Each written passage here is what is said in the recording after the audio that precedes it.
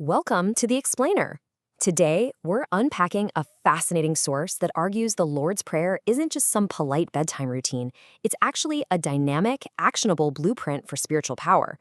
I mean, for thousands of years, these words have been recited everywhere, right? In churches, by bedsides, and quiet moments of desperation. But what if we've completely misunderstood their original intent?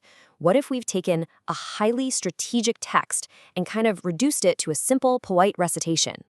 So let's dive right into this really provocative question. Have you been praying wrong? Are we merely repeating words out of obligation without grasping their true strategic weight?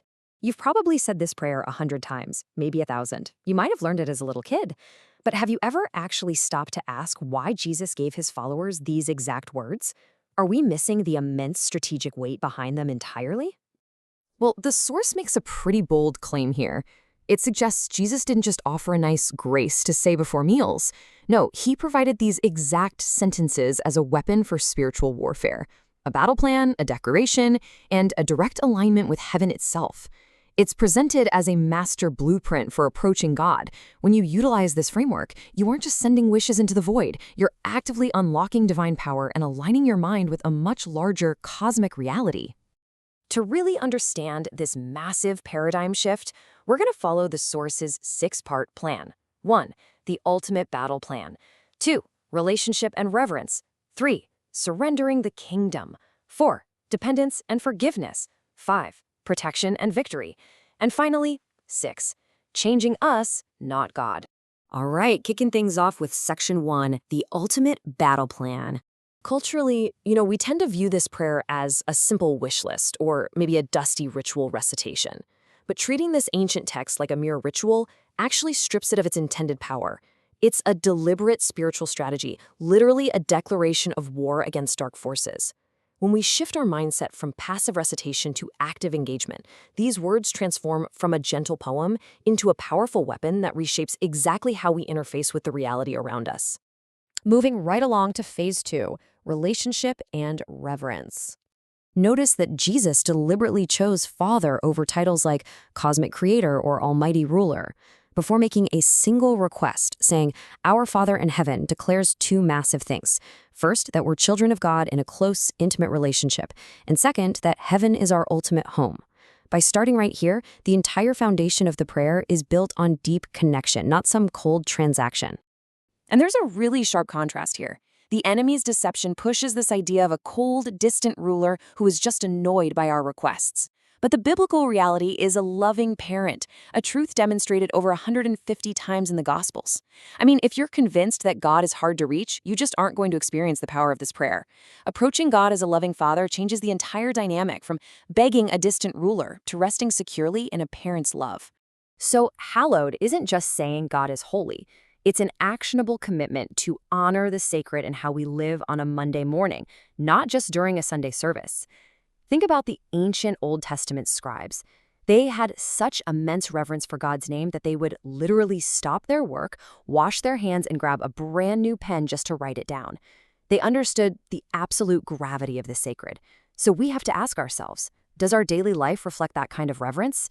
Does how we speak, how we work, and how we treat others actually hallow that name? That brings us to Section 3, surrendering the kingdom. This specific line is a literal battle cry for a spiritual takeover. It acknowledges the reality that there are currently two kingdoms at war.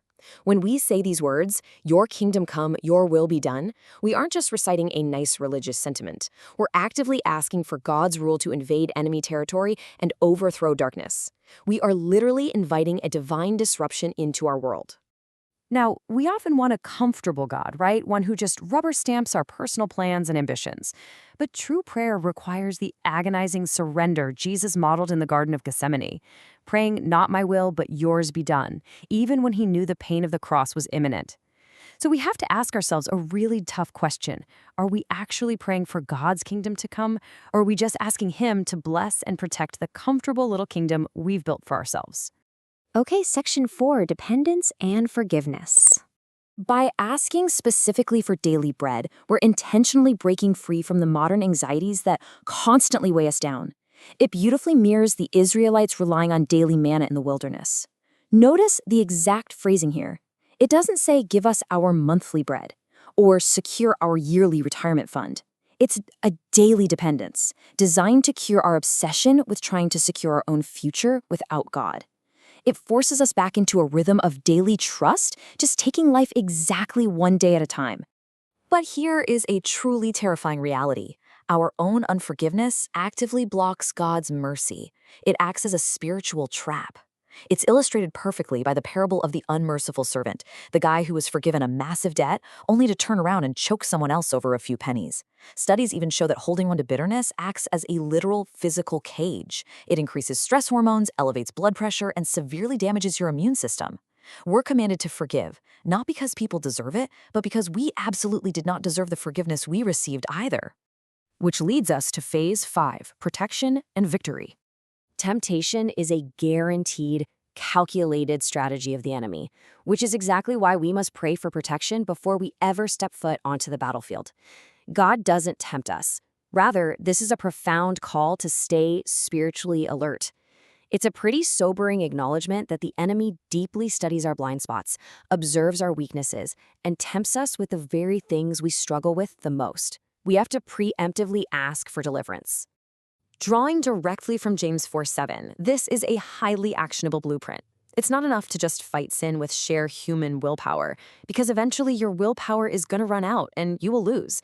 First, you have to actively submit to God.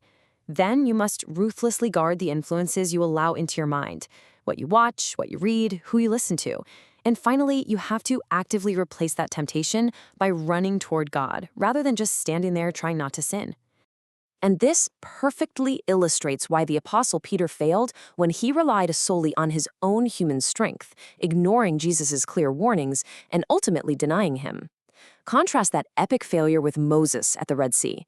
The Israelites were trapped, absolutely no weapons, zero military strategy. They couldn't fight their way out. They simply called on divine rescue, and the sea literally parted before them. Deliverance comes from calling on heaven, not from flexing our own strength.